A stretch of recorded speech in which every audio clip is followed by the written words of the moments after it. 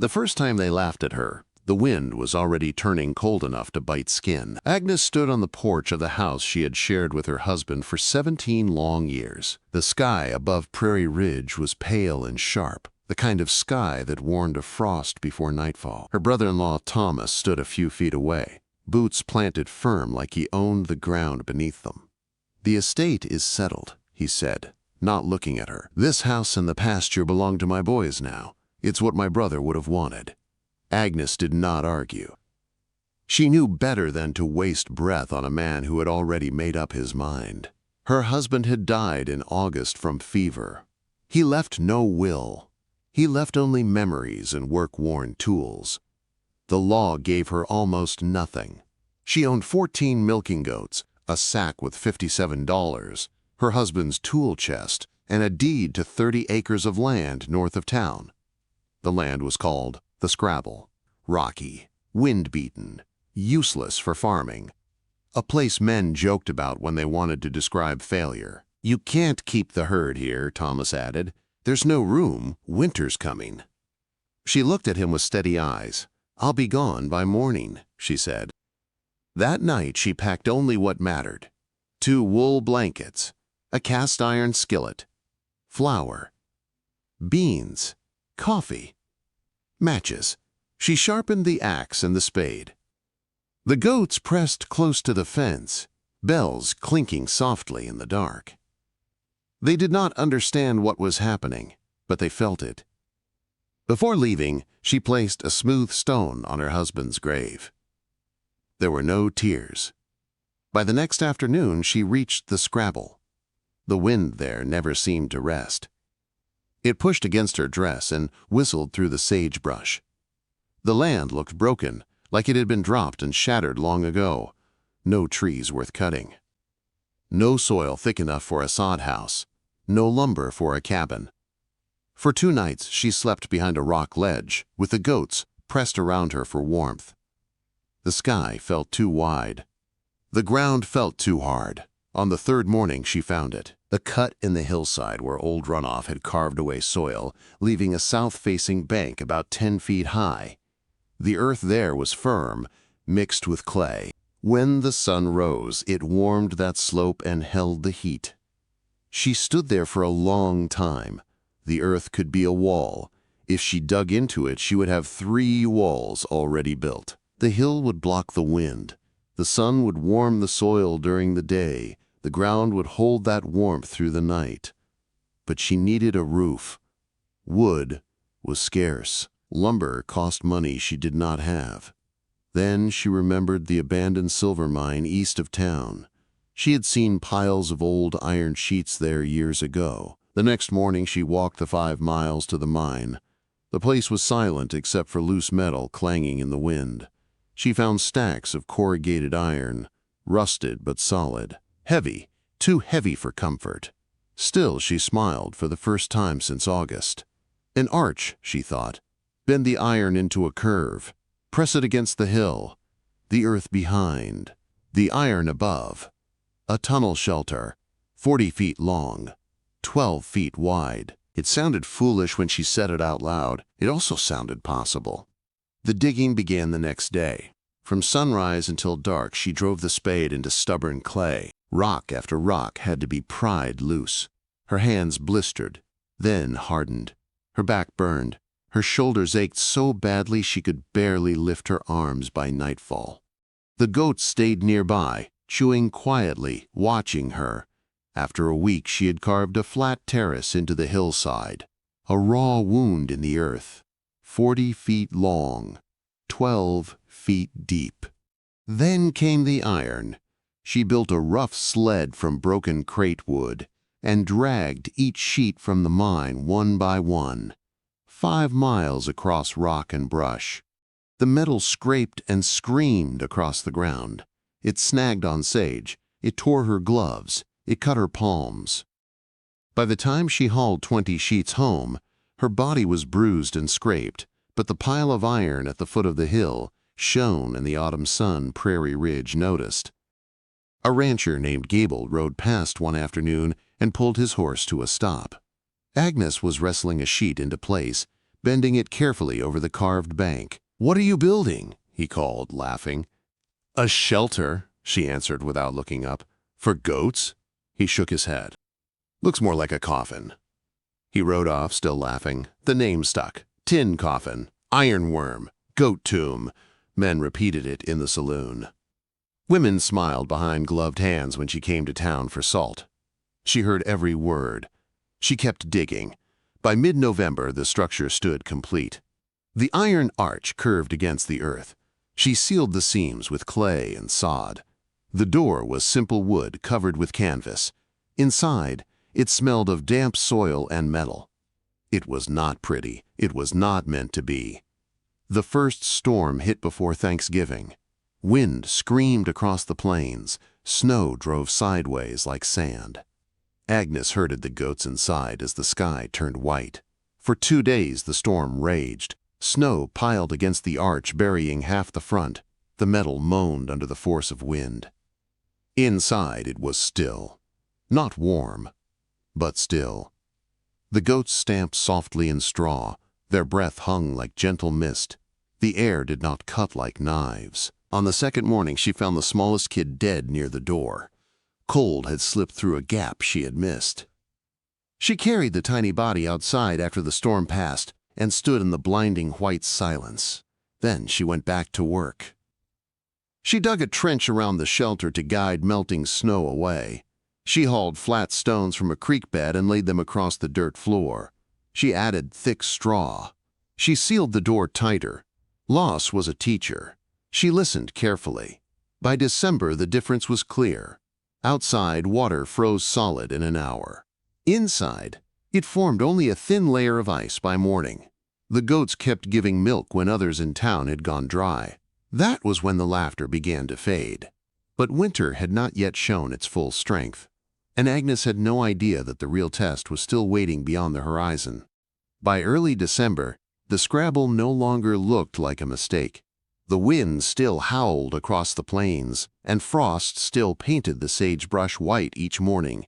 But inside the iron arch, there was a different world. The earth walls held the sun's warmth long after dusk. The stone floor no longer bled cold into the straw. The goats moved calmly, their coats thick and shining, their eyes bright. Agnes began to understand what she had built. She kept a small thermometer hanging near the back wall. It was cheap and cloudy, but it told her enough. On nights when Prairie Ridge dropped below zero, the far end of her shelter stayed near 40 degrees. Near the door it was colder, but never deadly. The hill was doing the work. The iron was only holding it in. She started making cheese again. Each morning she milked the goats in the quiet, dim light. The steady sound of milk hitting tin felt like proof. Proof that she had not failed. Proof that the Scrabble was not cursed land. She pressed the curds in the small wooden press her husband had built years before.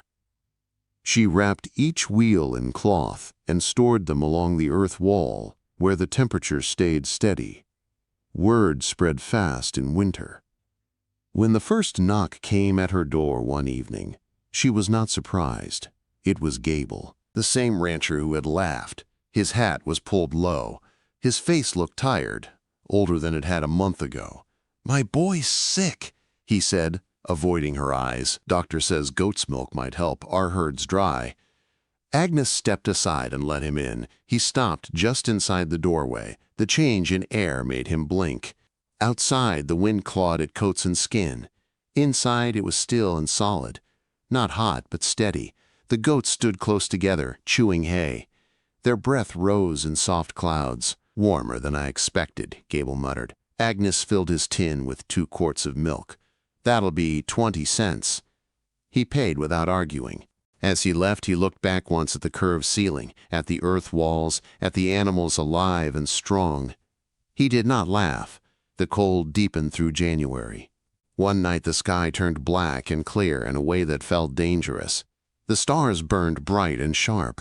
The air itself seemed to crack when breathed. In Prairie Ridge, men fed their stoves through the night. Still, frost crept through floorboards. Windows glazed over with ice from the inside. On the Scrabble, Agnes sat beside her lantern and watched the thermometer. Outside, it was 15 below. Near the door, inside the shelter, it read 25. At the back wall, pressed into the earth, it held at 42. She stared at the number for a long time.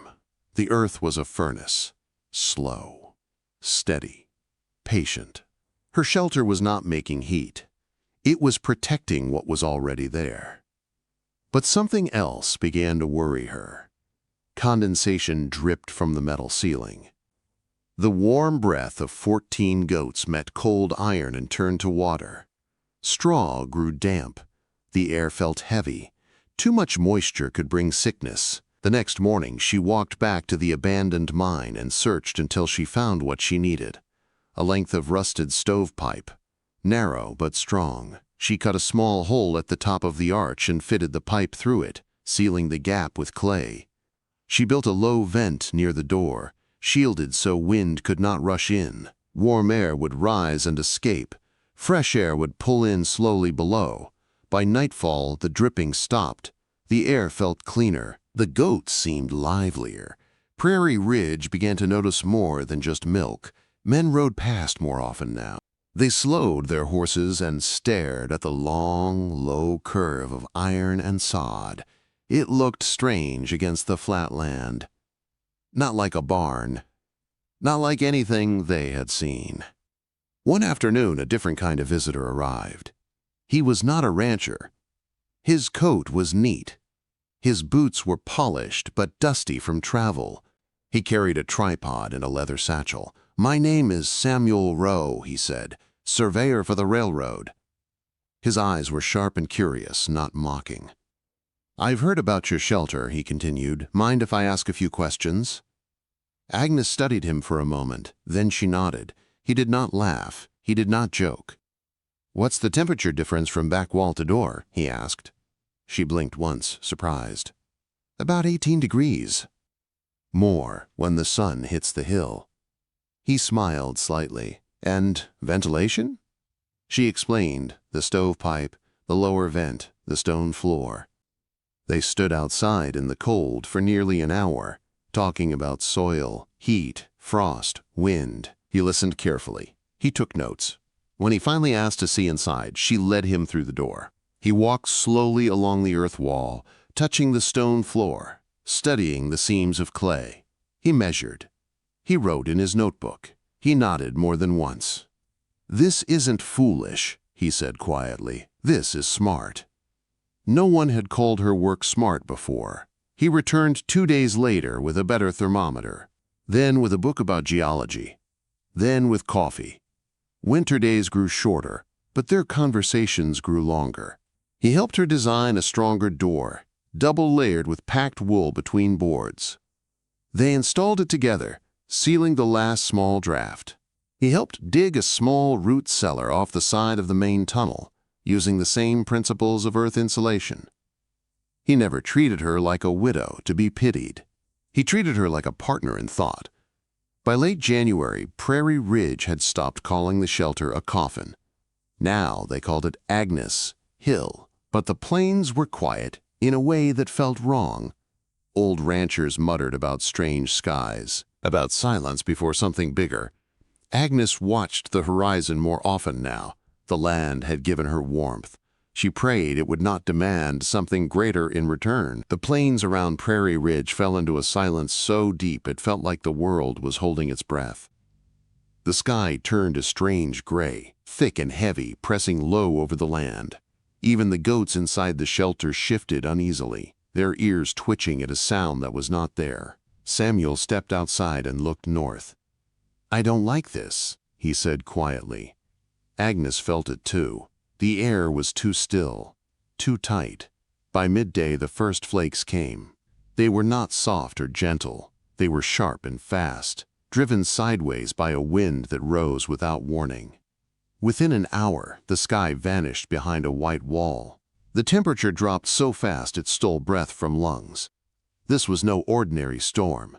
The wind began to scream across the iron arch. Snow piled against the front, building fast. Agnes and Samuel moved quickly, securing the door, checking the vents, bringing in extra water and hay. By nightfall, the world outside was gone.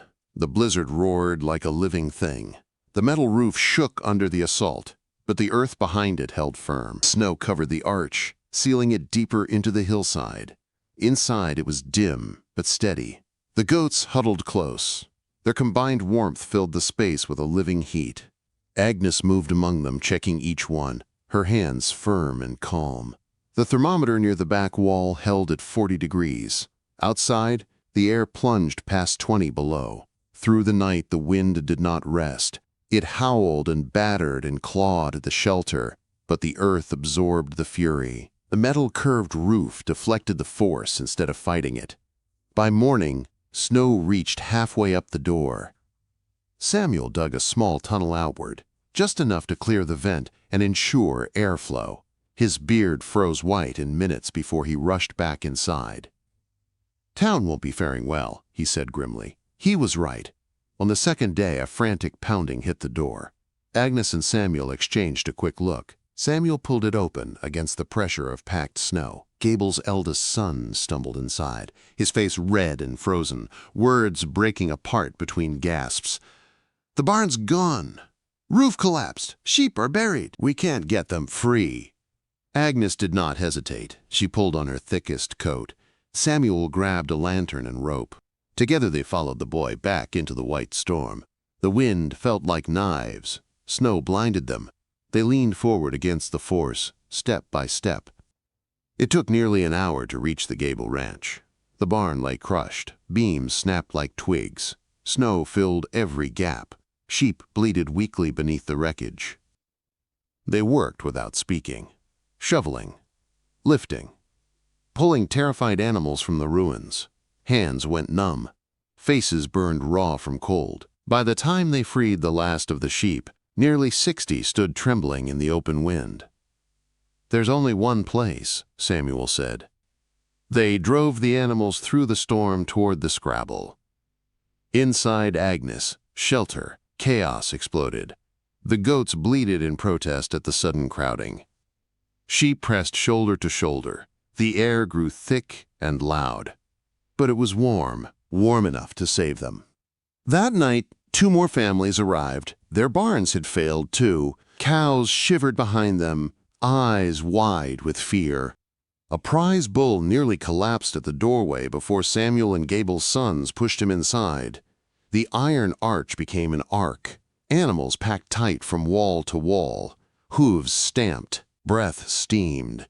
The sound of life filled every inch of space. Agnes adjusted quickly. She divided sections with rope and boards. She spread fresh straw where she could. She checked vents again and again, making sure the moisture had a way to escape. For 3 more days the blizzard raged. In Prairie Ridge, roofs collapsed one after another. Livestock froze in open fields. Men stood helpless as years of work vanished beneath white drifts. But on the Scrabble, under 10 feet of earth and snow, life held on. On the 4th night, Gable himself arrived. He looked smaller somehow, stripped of pride. His heavy coat sagged with exhaustion. He stepped inside and stared. His prize ram stood alive beside a neighbor's cow. Sheep from rival ranches pressed together without care for old feuds. Steam rose from the packed herd like a living cloud. Gable turned to Agnes. "We'd be ruined without this place," he said hoarsely. "All of us." Agnes nodded toward the earth wall. "It's not the place," she said quietly. "It's the hill."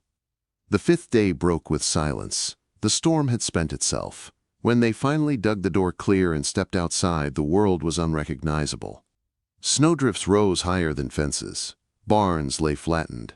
Trees bent and broken. Prairie Ridge looked wounded. Over the next week, the truth settled in like cold ash.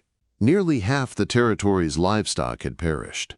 But not one animal that had reached Agnes' shelter had died. Not one. The same iron arch they had called a coffin had become the town's salvation. And now, when men rode past the Scrabble, they did not laugh. They stared. Because they knew something had changed. The land had chosen a side. And it had not chosen them. When the snow finally began to melt, Prairie Ridge did not look like the same town. Barns were rebuilt from broken beams. Fences were dug out from drifts taller than a man. Men counted losses in quiet voices. Some ranchers had lost half their herds. Others had lost nearly everything. But on the Scrabble, the animals that had crowded beneath Agnes, Iron Arch walked back into the sunlight alive. Word traveled faster than spring runoff. By the time March winds softened, people were no longer calling it the Iron Coffin. Now they called it Agnes, Hill Barn. Men who had once laughed now rode out with serious faces and careful questions. How deep did you dig? How thick is the roof? How'd you keep it from filling with smoke and damp? Agnes answered plainly. She showed them the trench that diverted meltwater. She showed them the stone floor. She pointed to the stovepipe vent and explained how warm air rises and pulls fresh air in behind it. She never bragged. She never said, "I told you so." She only said, "The earth keeps steady if you let it." Samuel stood beside her during those visits. He listened as closely as he spoke. He drew small sketches for men who asked. He measured slopes and marked angles with a surveyor's calm precision. The partnership between them had grown quietly during winter. Now it stood firm. One evening, as the last of the shared livestock had been returned to their owners, Samuel sat beside Agnes outside the shelter. The iron roof above them glowed warm from the day's sun. "The railroad wants me north by May," he said. She did not answer at once. The land was greening again. The goats grazed nearby, bells ringing soft in the wind. "I've been thinking," he continued. "There's more to build here, more to learn. If you'd have me stay." Agnes looked at the hill, at the shelter carved into it, at the land that had once seemed empty and cruel. "It's easier work with two," she said. It was not a grand speech. It was enough. They were married in late spring, quietly, with only a handful of neighbors present. Gable stood among them, hat in hand, his face solemn and respectful. By summer, copies of Agnes' design began appearing across the plains. Not exact copies. Some were wider, some deeper, some built into smaller banks, but each followed the same principle. Dig into a south-facing slope, use the earth as three walls, arch the roof to deflect wind, vent from the top, insulate with sod and snow. The State Agricultural College heard about it.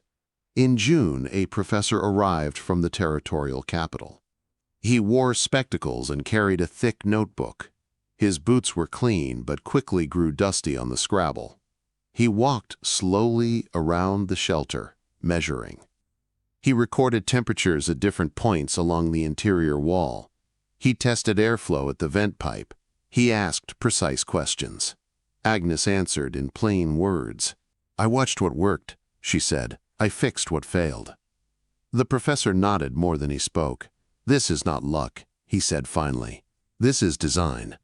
He spent 2 full days studying the structure. He examined the trench around the foundation. He measured the slope angle that allowed snow to slide and pile instead of crush. He studied the thermal difference between back wall and door. Before leaving, he sat with Agnes and Samuel beneath the warm iron roof. "This could change how winter barns are built across the territory," he said. "You used natural law instead of fighting it." Agnes ran her hand along the curve of metal. "The hill was always here," she replied. "I just paid attention." The professor later published a bulletin describing the design in careful academic language. He named it the Rowan Arch, crediting Samuel for the documentation. The name never took hold in Prairie Ridge. To the people who had survived because of it, it would always be Agnes Hill. By autumn, their once lonely 30 acres looked different. A second shelter had been dug further along the slope. A small root cellar extended from the side of the original tunnel. Fences stood stronger. The goat herd had grown. Their winter cheese became known beyond the town. Travelers passing through Prairie Ridge asked for it by name. Gable himself began building an earth-backed barn of his own. When he drove the first shovel into the hillside, he did not joke. He simply worked. And sometimes, when wind swept across the plains and rattled new wooden barns, men would look toward the Scrabble and feel something they had not felt before. Not pity, not humor, respect. But winter would come again, and though the great blizzard of 1890 would be remembered for generations, the land was not done teaching lessons. Agnes knew that better than anyone. Because she no longer feared the cold. She understood it. The winter after the great blizzard came quietly. No screaming wind. No crushing snow. Just long nights and steady cold. But Prairie Ridge was different now. Where once thin wooden barns had stood alone against the wind, now small earth-backed shelters dotted the hillsides. Some were rough. Some were carefully shaped. All were built with one lesson in mind. Do not fight the land. Work with it. Agnes and Samuel's homestead had grown into something solid and sure. The goat herd had doubled. The second shelter was already proving useful for storage and young animals. The root cellar stayed cool in summer and steady in winter. Their life was not easy. It was earned. On clear winter mornings, Agnes would wake before sunrise and step outside. Frost would cover the plains like silver dust. Smoke would rise from chimneys in town, thin and fragile against the sky. She would place her hand against the iron arch. Even before the sun touched it, she could feel the quiet warmth beneath, the slow breathing of the earth, the steady promise that no matter how wild the wind became, the hill would hold. One afternoon in late January, Gable rode out again, not in panic this time. He dismounted and removed his hat, standing awkwardly by the door. "My new barn held," he said simply. "Lost none this year." Agnes nodded. "That's good." He shifted his weight. "Men are talking about building more like yours, clear across the county." She looked toward the horizon where small mounds now rose along distant slopes. "They're not mine," she said. "They belong to whoever digs them." Gable studied the shelter one more time. "We were wrong about you," he said. "Thought you were burying yourself out here." Agnes smiled faintly. "Maybe I was," she replied. "Just not in the way you thought." He laughed softly, not at her but with her. Years passed. The Scrabble no longer carried its old name with bitterness. It became known for something else. For winter cheese. For hardy goats. For shelters that did not fall when storms came. Children grew up seeing earth barns as normal. They did not remember the laughter that once followed Agnes into town. They only remembered the story of the storm. On a late summer evening many years later, Agnes sat beside Samuel outside the original shelter. Time had bent their backs slightly. Silver had replaced dark hair, but their hands still carried strength from years of shared labor. The iron roof above them glowed warm from the day's sun. Crickets hummed in the grass. Goats grazed calmly across the slope. Samuel reached for her hand. "Do you ever think about leaving?" he asked. She shook her head. "This hill saved us," she said. And we listened. The memory of that first winter never left her. The laughter, the dead kid by the door, the howling wind, the pounding knock in the night, all of it had shaped the life around her. She rose slowly and walked to the side of the shelter. Pressing her palm flat against the iron, she closed her eyes. Beneath the metal, beneath the sod, beneath the carved clay, she felt it. The deep, steady warmth of the earth. It had always been there. Waiting for someone patient enough to notice. When Agnes passed in her sleep years later, the shelters still stood firm against winter. Samuel kept building, teaching others what they had learned together. He never claimed the idea as his own. He always said the same words she once spoke. "The hill does the work." Long after they were gone, when new storms rolled across the plains and wind screamed over iron arches half buried in snow, families inside those shelters would sit in steady warmth. They would tell their children about the widow who dug into stone when everyone else laughed, about the woman who refused to leave, about the winter when a tin coffin became an ark. And every time the wind howled and failed to break the curved roofs pressed into earth, the story would live again. If this story moved you, share it with someone who believes in quiet strength and follow for more Wild West stories of grit and survival.